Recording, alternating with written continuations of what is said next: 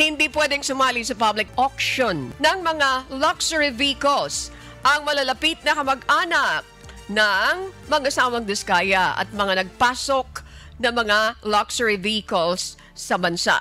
Sa Huwebes, November 20, tuloy na ang public auction para sa 7 mamahaling sasakyan ng mag-asawang Curly at Sara Diskaya.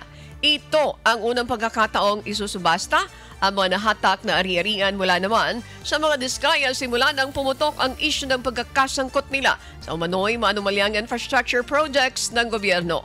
Kabilang sa 7 sasakyan ang Rolls-Royce na nasa mahigit 45 million pesos ang floor price, isang Bentley Bentayga, Lincoln Navigator, Toyota Sequoia, Toyota Tundra at 2 Mercedes-Benz.